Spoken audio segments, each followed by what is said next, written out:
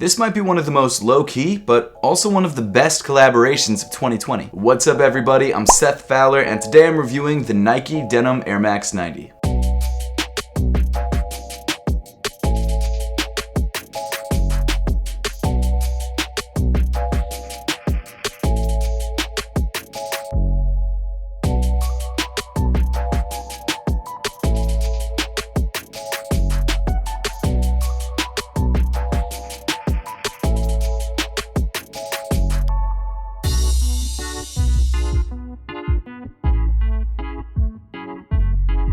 So brutal honesty time, until this collaboration, like a lot of collaborations, I didn't know who Denim was until they actually collaborated with Nike. That doesn't mean I'm uncultured or anything like that, it just means that I guess I'm not as fashion forward as some of you guys. Regardless of who knew what was when and what brands are gonna be big next year and all sort of crap, this is a dope collaboration and I'm really glad that I found out about Denim. So to give you some background on the brand, Denim was founded in 2008 in the Netherlands by English jean maker Jason Denham. I know with a name like that, you kind of have to start a jean company. Denim strives to create extremely high quality denim-based products that focus on the details, are inspired by tradition, but also look to the future. And according to their website, one of their most recognizable icons is their Taylor scissor logo, which apparently is a symbol of quality and is recognized in the jeans community around the world. So with that in mind, you should have a little bit more understanding about what the brand is and what they strove to do with the 3 Nike collaborations. Obviously, Denim didn't just collaborate on the Air Max 90, but they also collaborated on the Air Max 95 and the Air Max 1. And all 3 of the colorways came out really nicely, with the Air Max 90 and 95 being inspired by the OG Air Max colorways. The collection dropped here in the United States on September 25th, and I was lucky enough to pick up the Air Max 90 for $160. Obviously, being a Nike collaboration, all 3 of the silhouettes are now sold out for retail, but you can actually pick up pairs through GOAT, which I've left an affiliate link to in the description below. And out of those 3 pairs, I'm really glad that I picked up the Air Max 90 because it was definitely my favorite. What can I say? I love the Air Max 90, and when it's an OG themed Air Max 90,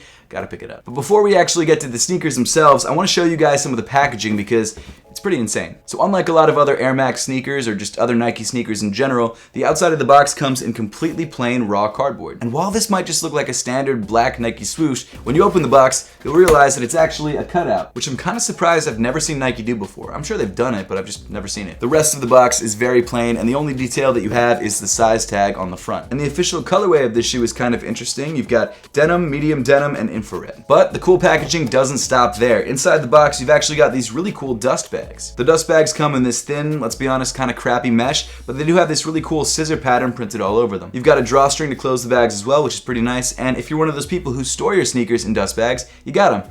I've never done it before in my life, but hey, I'm sure someone does. But now, finally getting into the sneaker itself, and the first thing I've got to say, or my first impression when I first saw the shoe was, damn, I didn't think they could make denim look this good. I've done Nike ID Denim Air Maxes in the past, and they've never come out anywhere close to as clean as this Denim Air Max did. This may be a hot take, but I think that the Denim Air Max 90 might be better quality and better looking than the Levi's Air Jordan 4. Let me know in the comments down below if you agree or disagree. I'd love to know your thoughts. Starting off around the toe of the sneaker, you've got this dark, apparently eco-friendly denim. Something that I love about denim on sneakers is that the more that you wear it, the more that it frays and the more that it looks worn in. It's like a nice pair of jeans. It just gets better the more that you wear it. In the center of the toe, you've got this really nice cream colored denim. And this color separation is actually one of the reasons why I prefer this shoe to the Levi's Air Jordan 4s. If you wore the Levi's 4s with a pair of jeans, they look like an extension of the jeans. It just looked like you were wearing bell bottoms. But with this shoe, it looks like a shoe. It looks like something separate, and I attribute that 100% to the color separation and the color blocking on the upper. As you continue up in the shoe, you've got some more dark denim around the tongue. The laces that come on the shoe are these nice wax white laces, which actually should sort of deflect dirt more than a regular set of laces. Underneath the laces, you've got more of that cream colored denim on the tongue, and at the top of the tongue, you've got the Nike Air logo stitched into it in an infrared thread. Moving inside the shoe, you've got this sort of off-white colored sock liner, which has the same padding makeup as a standard Air Max 90, so it's not gonna feel any different on foot. And around the inside of the heel of the shoe, you've got this printed text that says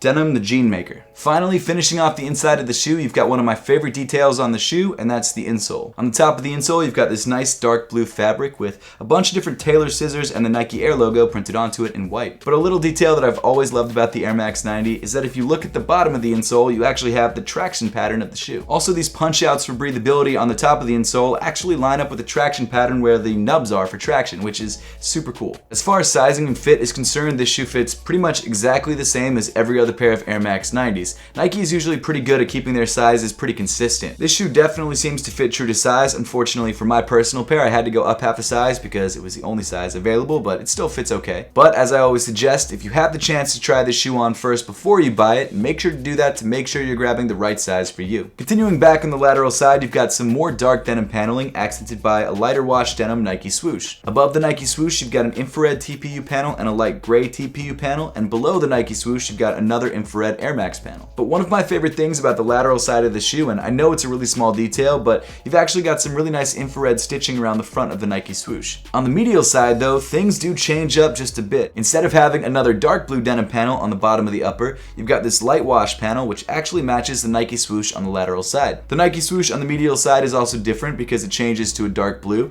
and just behind that you've got this infrared stitch which kind of runs at a 45-degree angle from the bottom of the sneaker. But then moving around to the heel of the shoe, you get to one of my favorite details of the entire shoe, and that's where the light wash panel and the dark wash panel on both sides of the sneaker meet. That detail creates some really nice interest and is also contrasted by the cream denim above it. Then in the center of the cream denim, we've got this suede panel that comes in tan and has the Nike Air logo debossed into it. Then moving down on the shoe, you get to where the collab effectively ends because you've got your standard Nike Air Max infrared tooling on the midsole and on the outsole. The denim Nike Air Max 90 might not be one of the most eye-catching or even most hyped up collaborations of 2020, but in my opinion, it's one of the best because of how well it's executed. The material quality on this shoe all feels premium, the craftsmanship is excellent, there's no random seams or glue marks or anything like that.